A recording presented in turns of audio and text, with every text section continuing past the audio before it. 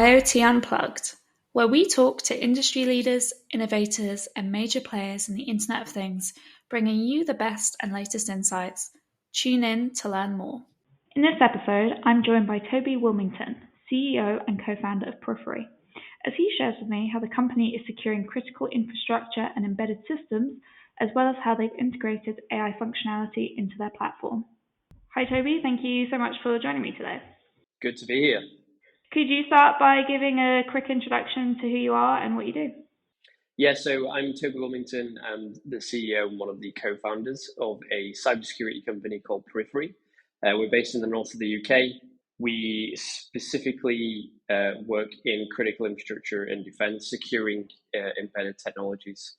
And that sort of came from our background. We're all of the founders of Periphery are all ex-NATO and BAE Systems cybersecurity capability engineers, essentially. So we've been sort of observing this adoption of embedded IoT, cyber, connected, physical connected devices now being rolled into sensitive environments now for a good sort of 5 to 7 years, and we've seen this happening into sensitive areas, which is why we exist. So specifically, we're working to protect those devices that are not as well serviced as maybe laptops and servers, traditional enterprise technologies, and we do that, which I'm sure we'll go into, by using some interesting uses of AI, essentially. That is right. We will definitely discuss the technology at play there. But before we do, I wanted to pick up on what you just said, how you guys were founded to service critical infrastructure, embedded devices. What I wanted to understand from you, given that you guys are, I would say, a relatively young company in the grand scheme of things, do you think critical infrastructure has always been a target of attacks? Do you think that this reflects a changing landscape? What have you observed from that side? It's an interesting question. So I think, we go way back to thinking about critical infrastructure being targeted, the likes of Stuxnet. We've had multiple incidents over the last sort of 5 to 10 years where critical infrastructure and defense, has been a target. What has changed in the last sort of 5 years dramatically is how connected these devices were. So previously, you would, if you wanted to target critical infrastructure, typically you're going to be, which is still the case in most circumstances, a nation state backed group, right? What we call an APT group. So you're probably going to need to infiltrate or get into a network, maybe physically, and actually interact with the technology physically, plugging a USB in there or something like this to actually target. Now, what's changed in sort of the last 5 years is there's been a couple of things. One, these devices now are much more, I guess, prolific in their rollout, right? So what I mean by this is you have many more sort of rugged gateways that are put into these systems now. Think of like transportation networks, right?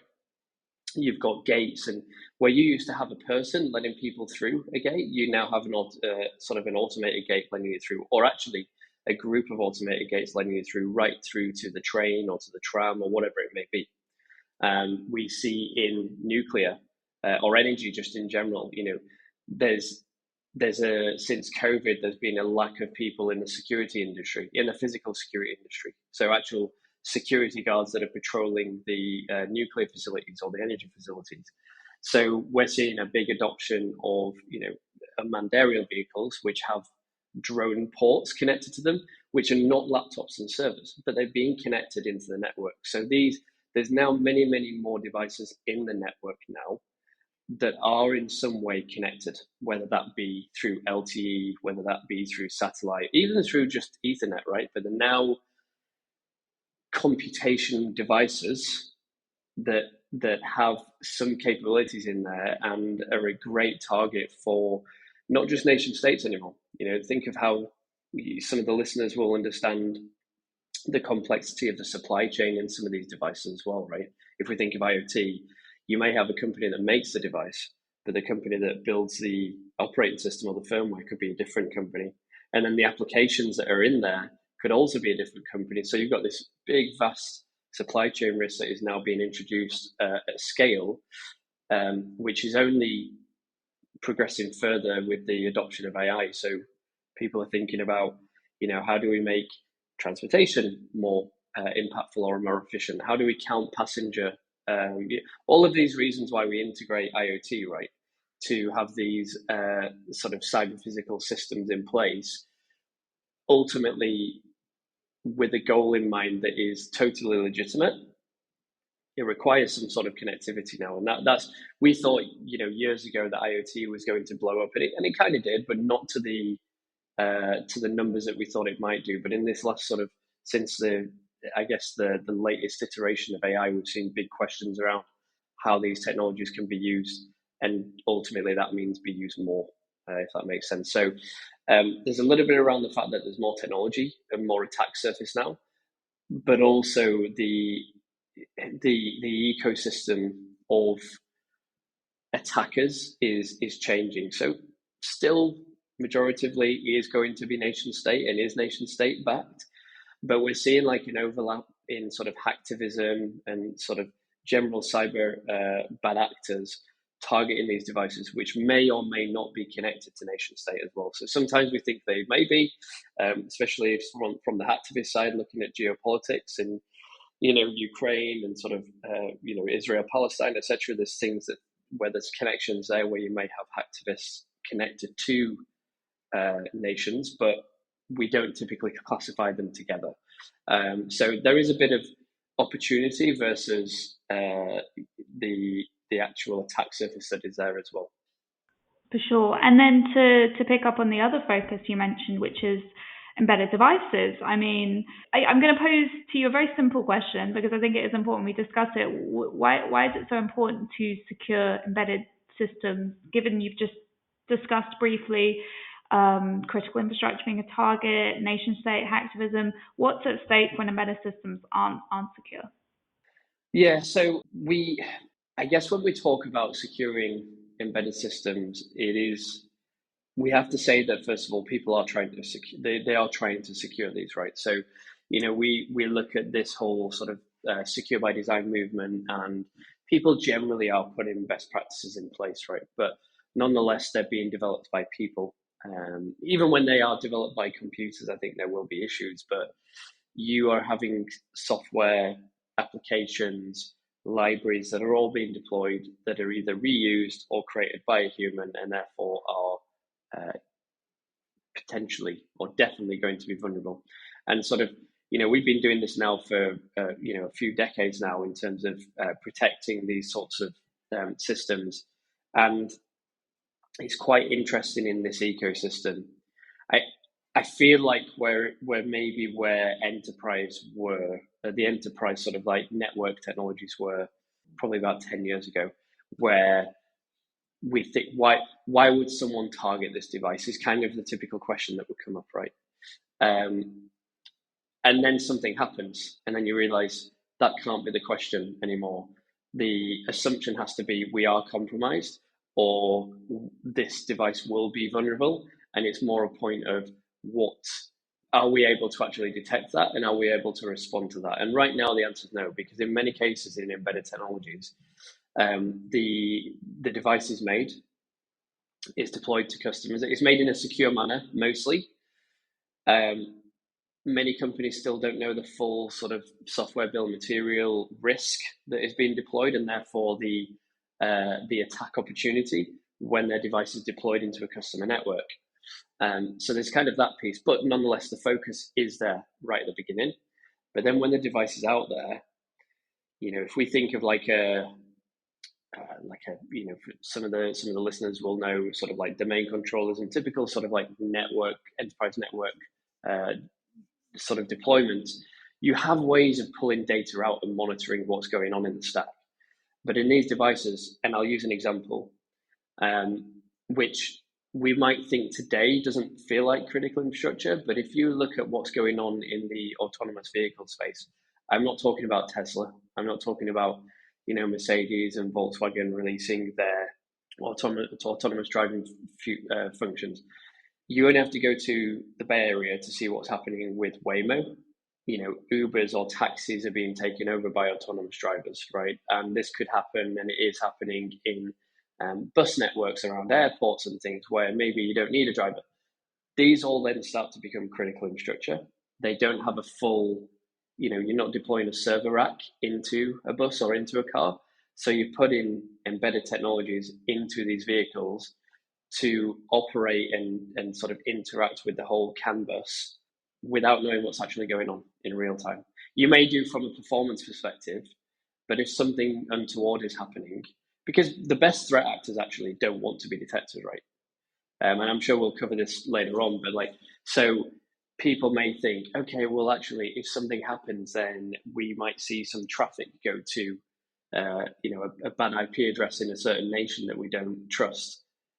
That doesn't happen anymore massively. Maybe you can sort of get to the point of actually attributing a nation to something, but actually that's very, very entry level. Actually, you're going to use, different nodes and VPN networks, and you're going to pass traffic through certain things. But actually, you probably won't even pass traffic anywhere. You're going to wait for, Toby to log into the device and then escalate some privileges to do something then that is totally legitimate to do if it was Toby. But it isn't Toby doing it, it's me that's hijacked that. But you wouldn't right now, because there's not much visibility into the actual device itself, which is why we exist. You don't know the origin of where something's happening, or even if it is happening right now. So it's massively underserviced right now. It's being adopted at a crazy rate. We look at, especially in defense, and we're seeing it in critical infrastructure. Those questions of adopting more AI is what we're seeing is what's driving this essentially. And I can talk to some of those use cases as well. I just wanted to go back to what you were saying about autonomous vehicles and the kind of risks that are there. Do you think currently it's not something being regarded as critical infrastructure? Do you think sometimes when technology is new, people don't necessarily think about how important it could be when it gets adopted at scale? Automotive generally is, it requires so much safety and sort of regulation. So, these security is taken very seriously. What I would say is that the ecosystem or the industries are shifting. They need to shift, but they're not all operating the same as they used to. So you still have rigorous security standards being put in place by sort of the big players in the automotive industry. But then you had Tesla come in and sort of shake up the whole system, which in many cases meant that the vehicle network was actually totally redesigned. And it's no longer the same sort of vehicle network designs that you used to have sort of 10 plus years ago. So you have many of these sort of automotive companies that have totally redesigned how the vehicle works so that you don't need all of these sort of small compute elements in the vehicle, and you've got sort of an overarching compute function, almost a hypervisor controlling everything there. But then sort of another movement happened where you have these software companies. So you had Tesla come in who operate like a software company, but they're making the vehicles. Now you're having actual software companies come in and make platforms, make vehicles autonomous. And that's all they do, really. So they may interact with sensors and they may interact with the driver's network. But what they do is they basically create the brain of this, which means that they are another part of the supply chain. And maybe even though they take it very, very seriously, there's always going to be this sort of like difference and sort of like friction of moving fast, deploying things quickly versus we deploy things at 5-year increments, right? So some examples, we see autonomous driving functionality be deployed in drones, right? So if you look at what's happening in Ukraine, a lot of the theatre there, is sort of GNSS denied or GPS denied. So these devices cannot connect via GPS to find out where they are actually going. So they have to use AI facilities to get to where they need to go and come back. And it's very, very much the same as like what Waymo's doing, right? So you can't rely on the maps. You have to rely on the data that's coming in and sort of make sure the car moves, etc. So those companies move at a very, very different pace. But you're totally right. I think that even though security is taken very seriously, I think that it's not yet seen as critical infrastructure yet because it's not mass deployed, but it will be. You know, we're seeing Wave being rolled out more into the UK and in different places. The Waymo alternative over here. We're seeing deployments in sort of even in the UK in Milton Keynes and other places testing sort of like sort of bus routes being automated with no driver. Small amounts of people. I was in Vegas last week and I saw small 6-person buses being driven around from hotel to hotel. So it's happening. We're probably like another 3 to 5 years before sort of big deployments start to happen, but it's happening, and it is AI that's essentially driving this to be adopted further. I think you touched on a really good point in that there will always be the tension between speed of technology adoption versus safety. And I'm sure for you and for people in your position, you always have to think, what could go wrong? Like, how could someone hijack an autonomous vehicle? And unfortunately, it's not, that outcome would not look good, but definitely something to keep in mind. Why don't we then talk a little bit about how when you set up Periphery, what technology you created to address some of the things that we've just spoken about? How did you, what angle did you come at it from?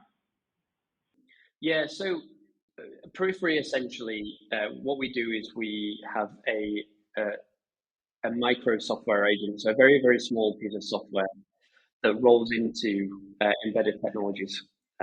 So whether that be Yocto, embedded Linux devices, whether that be RTOS devices.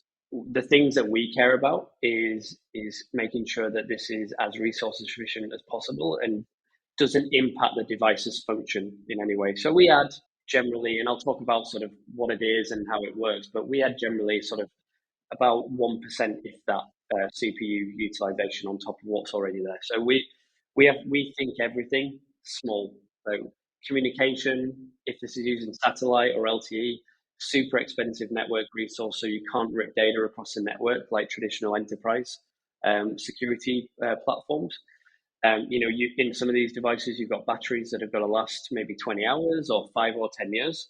So again, you can't have resource consuming software constantly running there. And then of course you've got the actual overall resource and the size of the device, right? We're starting to see more of these devices go into, in some cases, like hundreds of megabytes, if you're lucky. But that's not in all cases, right? And it's not like a laptop and server. So you can't have, a traditional enterprise software on there that's maybe 300-400 megabytes and constantly running.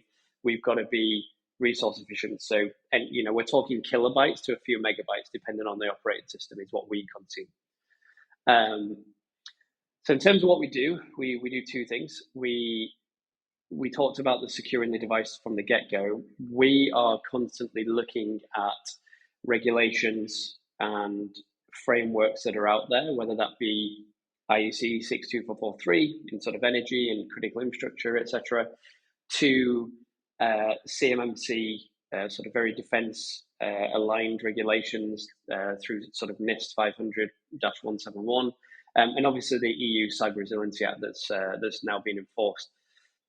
We essentially lock down the device, make sure that all the controls are there that should be there before it actually gets put into production. So we essentially speed up the development of OS and sort of firmware development that's going on to these devices. We don't replace those people. We're just a piece of software that allows those guys to actually build the best-in-class secure software and make sure that that's maintained over time as well, as easily as possible. So we kind of highlight where the risk is, and we can automatically remediate that before it goes out, and then continuously look at the potential attack surface of those devices that are out there to drive those over-the-air update strategies. So these companies have to have now. So we try to make that really easy, and then we continue to keep that device secure for their customers when the device is now out in the wild. So we offer real-time detection and prevention, and we're totally offline capable as well. So to the original question, some context, we started doing this. We were cloud-based, right? We started up a company. We've been working in sort of difficult, sort of very diverse networks for a while, but generally you don't move fast where critical infrastructure and defense comes in, right? So we were cloud first. Data would come to us. The models that we've been developing would analyze all of the data, and we'd send notifications back based on that. Now, data is not going to the internet from some of these companies and organizations, right? They don't want that data out there. They don't want a direct connection to the internet. So we had to work out a way of making this offline capable. Now, I keep talking about these models. What we do, we're an intelligence first company. So we've got a background in tracking nation states and sort of attack methods and malware and these sorts of things and behaviors. We emulate embedded technologies. We put them out on the internet, our honeypot network, and we want attackers to get into our network. So these devices that we're emulating, they get compromised by attackers. About 50 to 100,000 times a day at the moment, we're being attacked. And this gives us really rich data on what are they getting into, how are they getting into these technologies. Once they're in, what behavior are we seeing? And if they're dropping in payloads, how did they drop them? Do we know anything about the payloads? This has given us really good data to create our own models off of, to classify data that we know to be, malicious, or behavior, should I say. So we don't use IOCs, we don't use rules or signatures, because that is essentially what makes a lot of these technologies very resource consuming. We're looking at the behavior of technologies, which is why we have such high fidelity detections and why we can block based on that as well. So these models are now embedded into the agent itself, and that's what essentially makes us totally offline capable. It means that now you essentially have a security analyst inside of the device looking at everything that's happening in the device and can decide whether that's bad and send an alert to the customer or prevent if that's what they'd like us to do automatically. I think it's really interesting then to hear how you emulate devices to be attacked to get that data. I mean, was that something you guys did from the start, or was it something that you developed along the way? Recognizing that data will be really valuable for you guys. We did this from the start.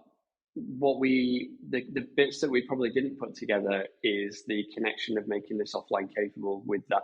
The reason why we did the honeypots was to essentially gather intelligence to give context of what's going on in the wild in relation to customer devices. So if a customer builds on the top of, like, I don't know, Linux, or if they're building on RTOS, and there's some similarities there, maybe certain packages or certain libraries that are being used in the devices that we've emulated.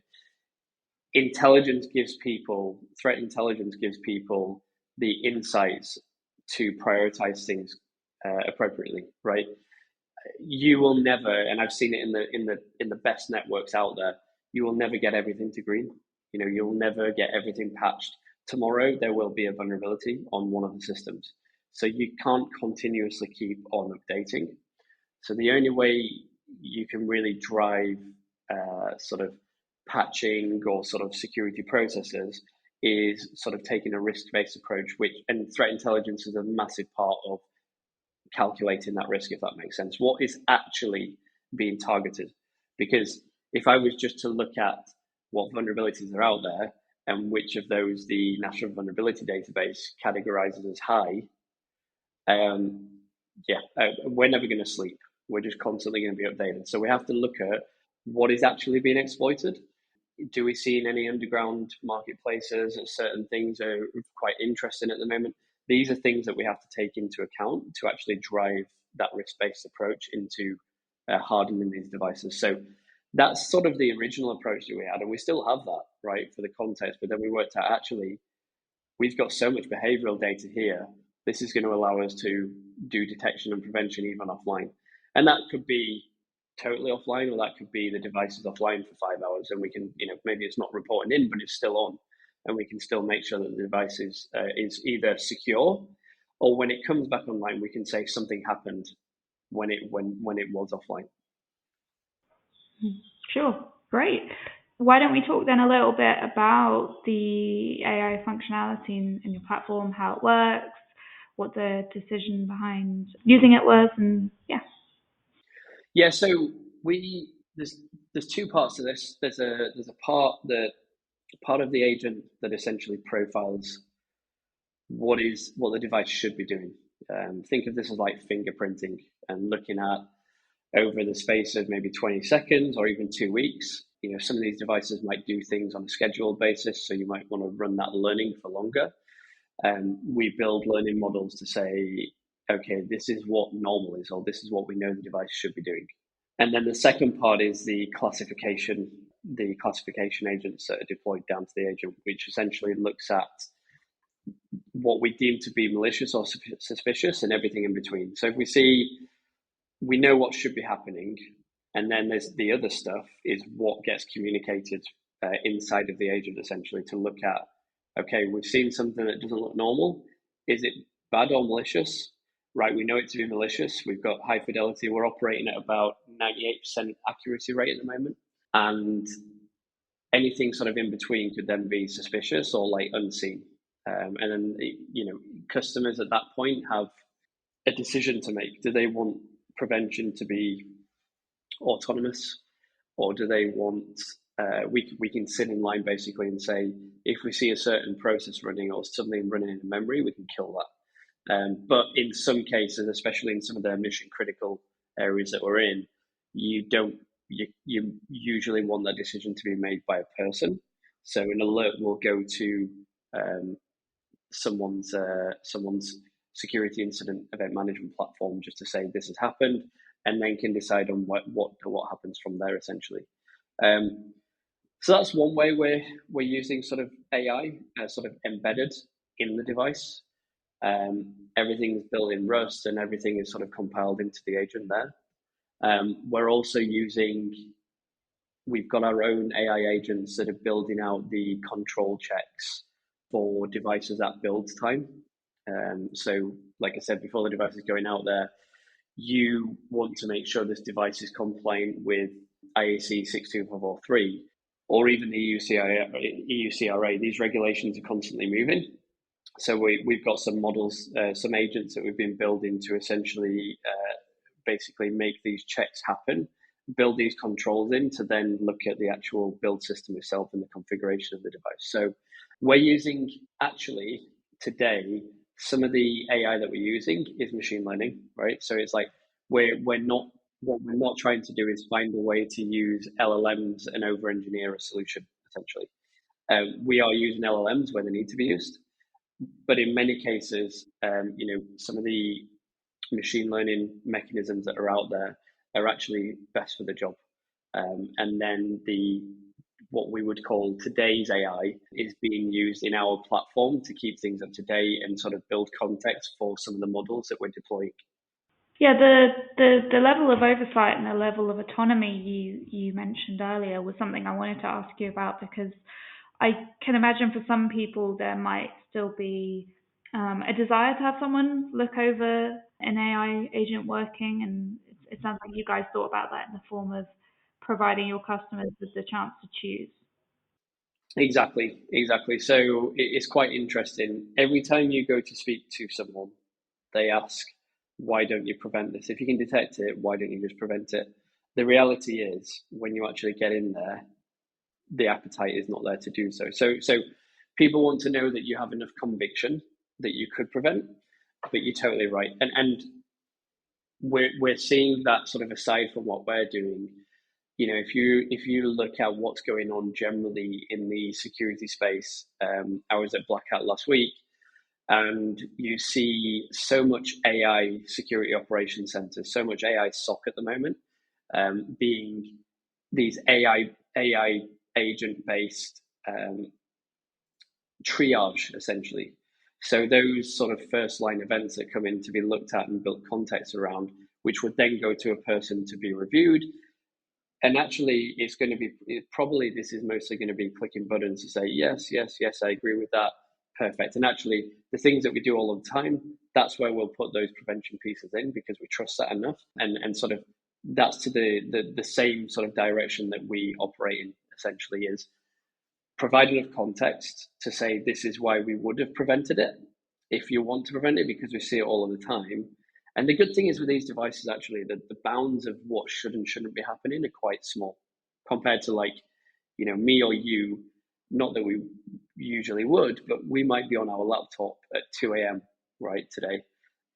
But those things are like human based, but you don't have that a lot on these embedded or IoT systems. So the bounds of what should and shouldn't happen are quite a lot easier to isolate. So automation, therefore, is much, much easier on things that we know shouldn't happen. But you're right. Most of the time we start with detect, and then we sort of decide on what you want to prevent. Because we don't have to prevent everything either. We can prevent things with a certain, fidelity or assurance in sort of decision making there. No, sure, definitely. I think it's an interesting topic at the moment, and AI to be used as a tool in cybersecurity. Probably not one we have time for, unfortunately. Conversation another time. Before we wrap up, Toby, I wanted to talk a little bit about. I don't know if initiative is the right word to term it, but I'll say initiative. I understand you guys have been working with Ukrainian drone operators to secure drones, and I wanted to hear a bit more from you about that. Yeah, so right now there's not too much that I can share. We're working with, in terms of names, some things will be coming out over the next few months, I believe. But you're totally right. We're working with some providers in Ukraine, specifically Ukrainian unmanned system operators. We talk about drones. It's easy to look at the news and think that all of this is air based. There's actually a lot going on the ground, and there's actually been a lot going on in the sea as well. So what we're doing with these guys, in many cases, we're helping them to ensure that they're developing code securely that is being embedded into these systems. So making sure that they're secure before they go out there, and then also making sure that the deployment of code or the deployment of firmware and operating systems to the hardware is done in a secure manner as well. That might all sound very woolly.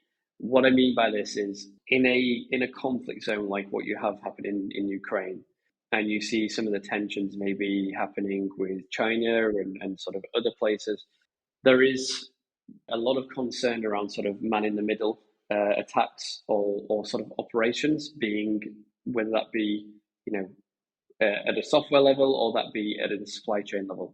So one of the ways that Ukraine is able to deploy the most unmanned systems that we've ever seen at the highest rate of any country in the world is because they actually outsource a lot of the deployment of and sort of manufacturing of these devices. So what you'll see is, and this is, you can go out and find this anyway, but you have companies that are developing a lot of sort of FPV drones and a lot of sort of land-based drones as well.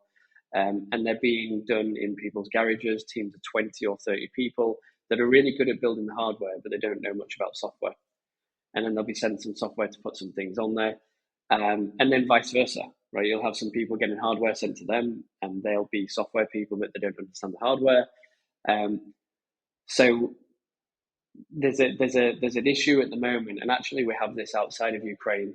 If you think about US, and if you think about actually just general sort of IoT manufacturing, company makes device, not necessarily the same company deploys the firmware and operating system. So how do you know that somewhere between there that the software hasn't been compromised, but also the software is going on the device that it should be going on, and that you don't have a piece of firmware or software going on something that is not yours and therefore inappropriately used?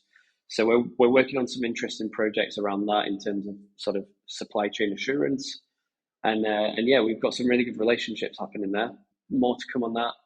Some of these companies are thinking about what they do when they win the fight, the war. So there's a lot of conversations about securing that IP going forward as well.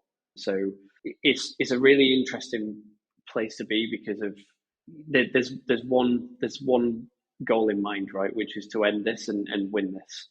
So they are doing everything and actually moving at a crazy speed as well in terms of innovation. So you've seen new technologies, new semiconductors being used, AI used in different ways that I think the West are going to use as well. So there's been some really good learnings for us as a company working with these guys actually. Great. Well, thank you for that, and thank you more broadly for joining me and for sharing how you guys are thinking about it. It was really interesting, and I enjoyed the conversation. Thanks for having me. It's been great speaking.